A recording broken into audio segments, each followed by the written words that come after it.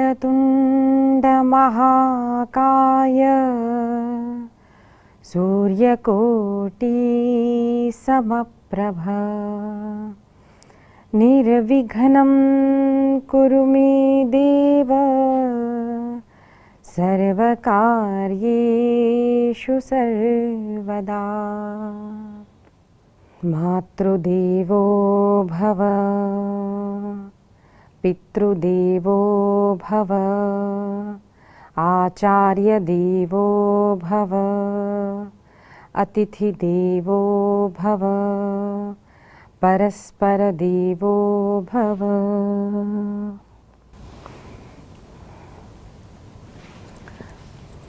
परात्पर परब्रह्म परमेश्वर जगन्नाथ जगदीश परम कृपालु दयालु भगवान श्री कृष्ण की असीम कृपा के कारण हमें श्री शिव महापुराण कथन करने अथवा श्रवण करने के लिए प्राप्त हुआ है और साक्षात भगवती का उन्हें दर्शन प्राप्त हुआ। स्वप्न में नहीं, समाधि में नहीं, साक्षात प्रत्यक्ष जगत जननी भवानी माँ सामने प्रकट हुई है। सिंहस्तां कालिकां कृष्णां चारुवक्त्रां चतुर्भुजां वरदाभयं नीलाब्ज खड्गहस्तां मनोहरां जगज्जननी माता की जय। और दक्ष के आंखों में अश्रु आने लगे, संपूर्ण शरीर पर कंप होने लगा, थर थर थर वाणी कांपने लगी और आनंदाश्रु नेत्रों से बहने लगे। कुछ बोल नहीं पाए। अत्यंत सुंदर स्वरूप माता जगत जननी भवानी का अष्टभुजा नारायणी है, सुंदर माता के केश है, अत्यंत सुंदर नेत्र है, सुंदर नासिका, स्मितहास्य है, सुंदर मां के चरण हैं। अपनी मां को देखा, प्रणाम किया और दक्ष गदगद हो गया। मां ने शक्ति प्रदान की, तब दक्ष बोलने लगा, हे जगत जननी मां, मैं बस यही चाहता हूं कि आप मेरी पुत्री बनकर आए। तब मां ने कहा, तवावतारो नो जातः का तत्पत्नी भवेदतः तम मोहय महेशान मवतीर्यक्षितौ शिवे। माता ने आशीर्वाद दिया, दक्ष मैं तुम्हारे यहां पुत्री बनकर अवश्य आऊंगी। जब भी मैं अवतार लेती हूं भगवान शिव की शिवा ही होती हूं, महादेव की पत्नी के रूप में प्रकट होती हूं। मैं भगवान शिव का वरण करूंगी। बस इतना याद रखना, स्मरण में रखना कि कभी मेरी अवहेलना न करना। जब मेरी अवहेलना करोगे तब मैं इस देह का अंत करूंगी। अत्यंत आनंद में दक्ष था। उसने माता को प्रणाम किया, ठीक है कहा और मां जगत जननी माता अंतर्धान हो गई। दक्ष की पत्नी वीरनी से माता भवानी सती जगत जननी भवानी प्रकट हुई और उनका नाम सती रखा। देखिए, भगवान का जन्म नहीं होता, भगवती का जन्म नहीं होता, एक निमित्त से प्रकट होते हैं। जैसे मूर्ति यहां पर प्रकट हुई, हमें ऐसा होता है कई बार कि वृक्ष के नीचे ये मूर्ति प्रकट हुई, उस स्थान में वहां पर शिवलिंग प्रकट हुआ तो वहां पर स्थापित किया जाता है, स्थान का महत्व होता है। उसी प्रकार से लीला में शरीर नहीं ग्रहण किया है, साक्षात जगत जननी भवानी लीलावतार में अवतार धारण करती है और उस छोटी शिशु का नाम सती रखा है। जब साक्षात भवानी आती है गृहस्थ आश्रम में तो संपूर्ण हर जगह पर घर में आनंद था और उस माता का सहज ही में जैसे जैसे बड़ी हुई, सहज आसक्ति भगवान शिव में हुई और उन्होंने तप आरंभ किया, नंदा व्रत किया। न एक व्रत नहीं, अरे अनेक व्रत करती, अनेक उपासना करती और ध्येय एक ही होता कि मुझे भगवान शिव की प्राप्ति हो, भगवान शिव मेरे पति हो। केवल एक भाव से अलग अलग अलग तपश्चर्या करते, शिवा शिव का तप करती, तपोद्वंद्व सहनम, अनेक द्वंद्वों को सहन करती और अखंड शिवाराधना करती। साक्षात भगवान महादेव उनकी तपश्चर्या से प्रसन्न होकर उनके सामने प्रकट होते हैं। सर्वांग सुंदरो गौरः पंचवक्त्रस्त्रिलोचनः चंद्रभाल प्रसन्नात्मा शितिकंठश्चतुर्भुजः महालावण्यधामा च कोटिचंद्रसमाननः कोटिस्मरसमाकान्तिः सर्वथा स्त्री प्रियाकृतिः। कोटि कोटि चंद्रों के समान शीतलता, भाल पर चंद्र है, अनेक नागों से सुंदर आभूषण पहने हैं, व्याघ्र चर्म धारण किए हुए भगवान अत्यंत प्रसन्न है। महालावण्य धाम है, अनेक काम भी कोटि काम जिनके सौंदर्य को देखकर लज्जित हो जाए, ऐसा सुंदर गौर वर्ण भगवान महादेव का। जटाजूटधारी भगवान महादेव, जटा में गंगा है और साक्षात भगवान महादेव त्रिशूल डमरू धारण करके सामने जब प्रकट हुए, सती को थोड़ी लज्जा भी आई और आनंद भी हुआ कि साक्षात मेरे प्रभु मेरे सामने प्रकट हुए हैं। मां सती ने भगवान का पुनः पुनः स्तुति की है, भगवान को प्रणाम किया है और भगवान ने कहा, भगवान ने देखा कि सती माता लज्जा के कारण बोल नहीं पा रही है, इसीलिए कहा, अरे बोलो बोलो, वरम ब्रूहि प्राहेति स पुनर्द्रुतम सती भक्तिवश शंभुस अंतर्यामी सताम गति। अरे सती बोलो बोलो, अपनी मन की इच्छा को प्रकट करो। तब अत्यंत लज्जा के साथ लेकिन आनंद में कि मेरे भगवान ने मेरा स्वीकार किया और माता ने कहा, प्रभु देव देव महादेव विवाह विधिना प्रभो पितुर्मे गोचरीकृत्य मां गृहान जगत्पते।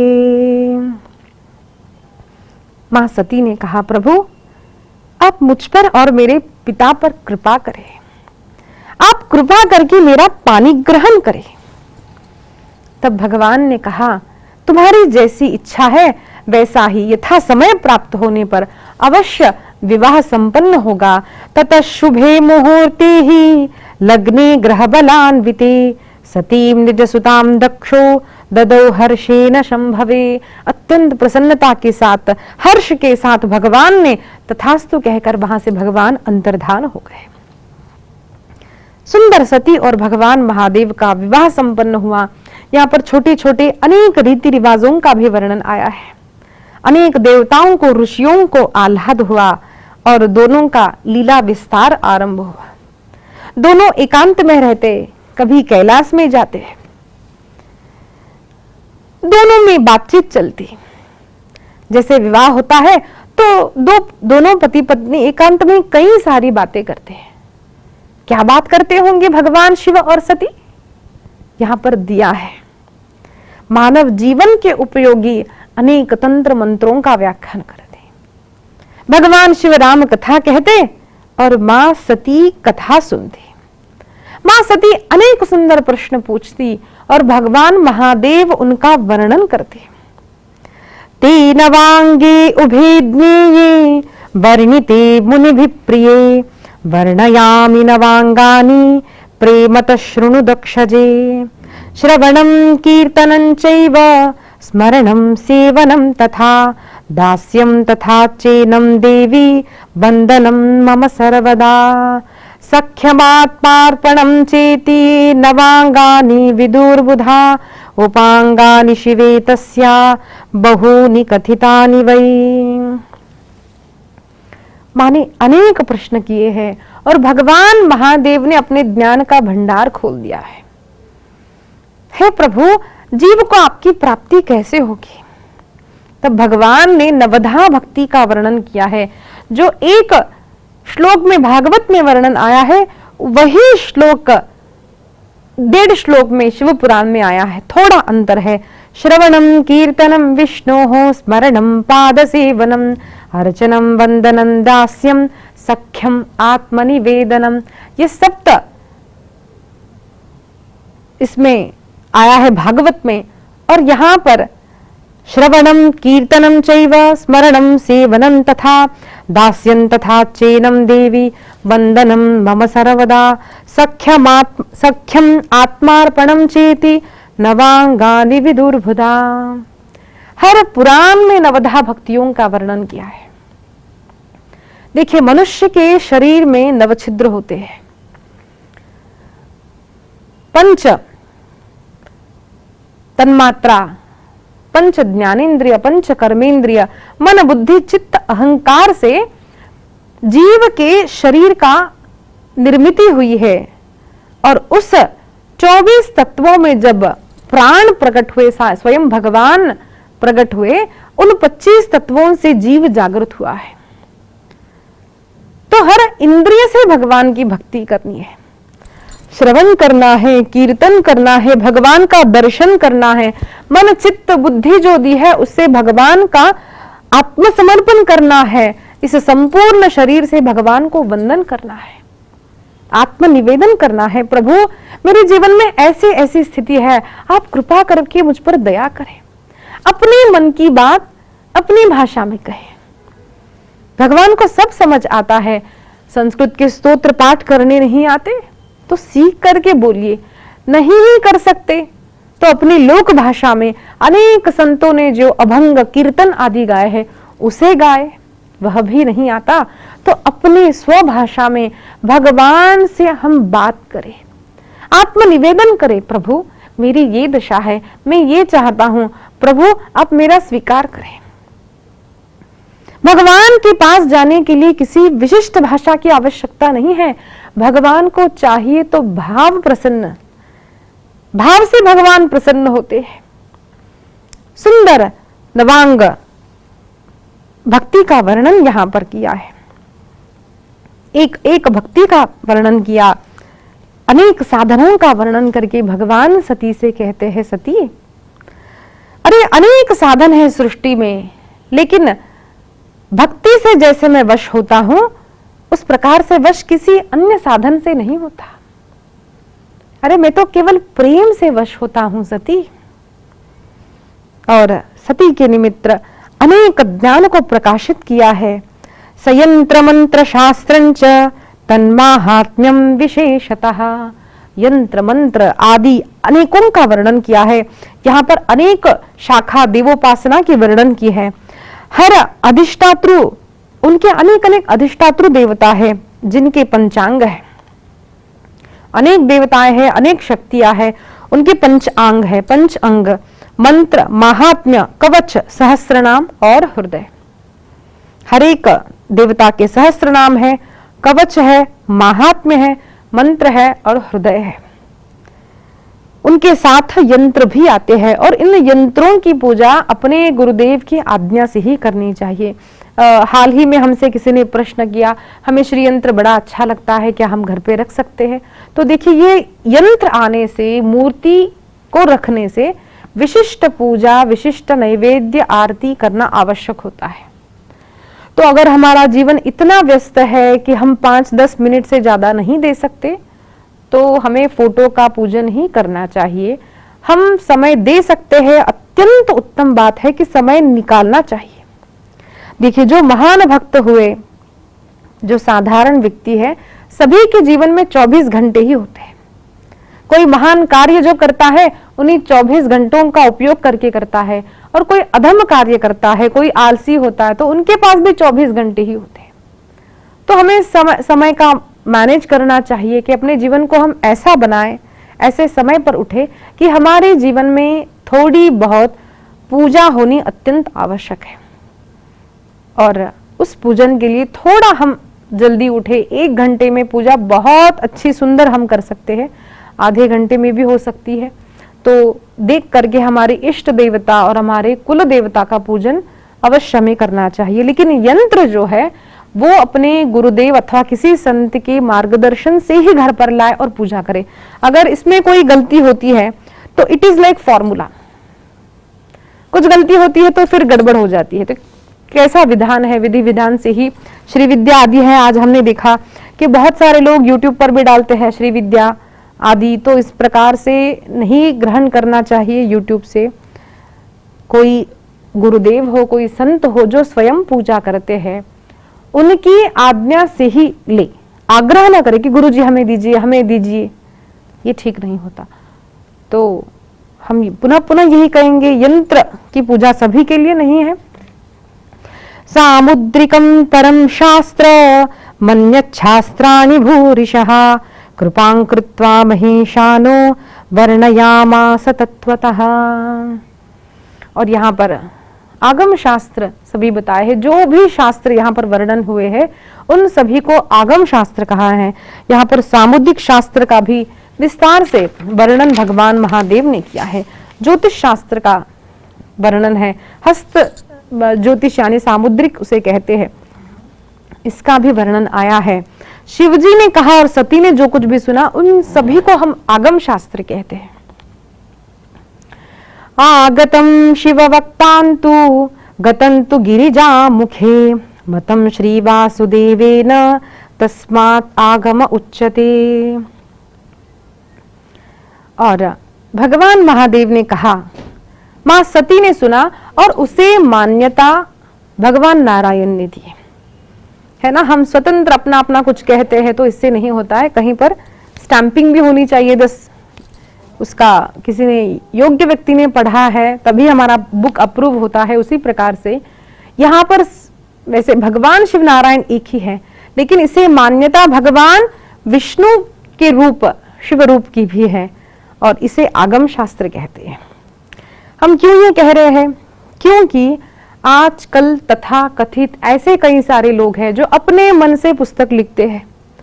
कई सारे लोगों के पास पब्लिशिंग मतलब स्टोर्स होते हैं जहां पर लिखेंगे, पुस्तक छापे जाएंगे, उसका प्रचार भी बहुत होता है। अनेक लोग प्रचार कैसे करना जानते हैं, तो प्रचार में कई सारे जो पुस्तकें हैं वो ऑथेंटिक नहीं है। बिना मान्यता के ही कई सारे लोग पुस्तक छापते हैं और अज्ञान के कारण कई लोग उन्हें पढ़ करके अपने जीवन में उसी को सत्य समझते हैं। जिस प्रकार से हमने कई सारे पुस्तकें पढ़ी है, जो जैसे हम कथा में कभी कभार कहते हैं कि जातिवाद पर हमारे शास्त्रों में बहुत झगड़ा हुआ है, जो ब्रह्म समाज में निर्माण किया है कि शूद्र को नीचा कहा गया है आदि आदि। मैंने जब शास्त्र पढ़े तो ऐसा कहीं नहीं दिखाई दिया। तो तथाकथित लोगों ने कुछ भी अपने मन से शास्त्रों को लिखा, पढ़ा, उल्टा सीधा कर दिया, लोगों में उसके कई सारे पुस्तकें छपाई, प्रचार उसका इतना अधिक हुआ, इन पुराणों से अधिक जब हुआ। अब प्रचार अधिक होने के कारण होता यह है कि लोगों को वो सत्य लगने लगता है। जिस प्रकार से एक उदाहरण बताती हूँ, जब कोई डॉक्टर है, अच्छा डॉक्टर होता है, लेकिन उसकी कोई एडवर्टाइजमेंट नहीं है। कितने संत है मुझे बताइए हमारे देश में, वृंदावन में है, अयोध्या धाम में है, हर धाम में महान महान अनेक संत है जिन्हें भगवान की अनुभूति होती थी, होती है, अनेक सिद्ध है, लेकिन जिनका जब प्रचार नहीं, हम जानते नहीं है। वैसे प्रचार करना भी नहीं चाहिए, करते भी नहीं है, लेकिन कई सारे, सभी महाराज तो नहीं, हम क्षमा कर याचना करते हैं, लेकिन कुछ लोग संतों सा वेश धारण करते हैं, जो संत नहीं होते संतों का वेश धारण करते हैं, बाबा जी के रूप में सामने आते हैं। प्रचार भी बहुत जब बड़ा होता है और जब उनका चेहरा हम बार बार स्क्रीन पर देखते हैं तो हमें लगता है ही इज फेमस, हाँ ये कोई बड़ा व्यक्ति है। वैसे महान संतों का भी प्रचार आज हो रहा है, बड़ी अच्छी बात है, होना ही चाहिए। अगर मलुक पीठाधीश्वर जी को श्री राघवाचार्य जी है, परम पूजनीय तुलसी पीठाधीश्वर जी है, हमारे ऐसे अनेक संत हैं। मैं तो कहूंगी अगर ये यूट्यूब पर नहीं आते, टीवी पे नहीं आते, तो हम जैसे साधारण लोगों का उद्धार कैसे होता? आना चाहिए, आते हैं, कई लोग प्रयत्न करते हैं। जैसे डोंगरे जी महाराज जी ने भी उनकी फोटो और वीडियो निकालने से भले ही परहेज रखा था, लोगों ने छिप करके निकाला। वैसे देखा जाए तो वो चोरी है, लेकिन उन चोरी करने वालों को मैं तो प्रणाम करती हूँ, क्योंकि अगर उन्होंने नहीं किया होता तो मेरा जीवन आज ऐसा नहीं होता। हमारे जीवन में संत श्री डोंगरे जी महाराज का अतिशय प्रभाव रहा है। बचपन से हमारे पिताजी उस कैसेट को लगाते, हम सुनते और संत वचनों से जीवन बदल जाता है। इसका हम एक उदाहरण है, एक दिशा मिलती है हमें जीवन में। तो प्रचार होता है, अच्छा है, लेकिन इसका जैसे मैंने अभी कहा कि इंटेंशन मैटर्स, कि हम उसका उपयोग कैसा करते हैं। तो बुरे लोग भी उसका प्रचार करते हैं, अपना प्रचार। तो जब बहुत हम उनका चेहरा देखते हैं तो हमें लगता है कि ये व्यक्ति फेमस है यानी अच्छा है। फेमस होना अच्छा माना गया है, आजकल लोग उसको एक अच्छा है ऐसा मानते हैं, लेकिन ऐसा नहीं है। तो जब ये होता है तो इसीलिए हम कहना चाहते कि किसी के द्वारा भी लिखी गई पुस्तक, किसी के भी श्रीमुख से भागवत, किसी के भी श्रीमुख से शास्त्रों को न पढ़े। वो व्यक्ति कितना ऑथेंटिक है, कौन सी उनकी गुरु परंपरा है, कहां से आया है, इन सब को पढ़ करके ही, जान करके ही फिर उस पुस्तक को पढ़ना चाहिए। क्योंकि हम ये भी मानते हैं और जानते हैं, अनुभव भी करते हैं जीवन में, कि जीवन में एक ऐसा मित्र हमारा सभी का जो है, जो जीवन बदल देता है, सदैव हमारे साथ रहता है, अपने कमरे में भले सब छोड़कर चले जाए, हम कहीं पर भी हो, वो है पुस्तक, एक ग्रंथ। तो जो पुस्तकें होती है उन्हें बहुत चयन करके खरीदे। हमें तो कभी कभार घर में भी गुस्सा करते हैं कि भाई तुम इतनी कंजूस हो, पुस्तक नहीं देती। तो हम कहते देखो वो भले 5 रुपए की हो, 10 रुपए की पुस्तक हो, हम आपको 10 रुपए की पुस्तक के 50 रुपए दे देंगे, लेकिन हम पुस्तक नहीं देंगे। तो उसका जो मूल्य जानता है वही जानता है, उसे सावधान रखना चाहिए, क्योंकि शब्द उनमें संतों के जो शब्द है वो हमारा जीवन बदल देते हैं। जो गीता प्रेस का जो भंडार है, महान संत जयदयाल गोयनका जी, राम सुखदास जी महाराज जी, हमारे सेठ जी, उनके कारण जो बदलाव आया है अनेक लोगों के जीवन में, ऐसे पुस्तकों को हमारे घर में हमें रखना चाहिए।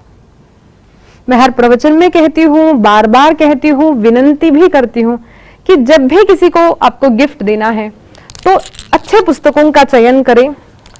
उनकी जो भाषा है, जैसे हमारे गीता प्रेस की हर भाषा में मिलते हैं, इस्कॉन के बुक्स है हर भाषा में मिलते हैं। श्रील प्रभुपाद जी का जो साहित्य है अतिशय महान है, अनमोल साहित्य है। हम पुनः पुनः कहेंगे इन साहित्यों को खरीदे।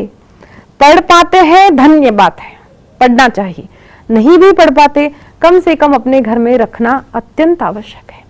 एक सुंदर बात है कि miss a meal but buy a book, एक बार का भोजन न करे, लेकिन उस धन को लेकर के हमें अच्छे अच्छे पुस्तकों का संग्रह हमारे घर पर होना ही चाहिए। ये हमारा जीवन बदल देते हैं। बस सावधानी रखनी है कि दे शुड बी ऑथेंटिक।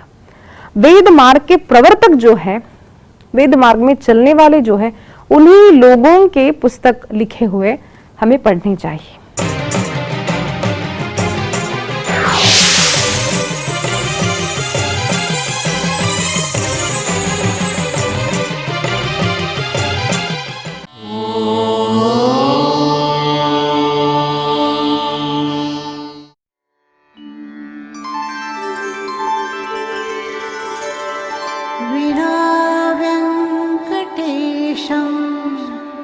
ननाथो ननाथः सदा वेङ्कटेशं स्मरामि स्मरामि।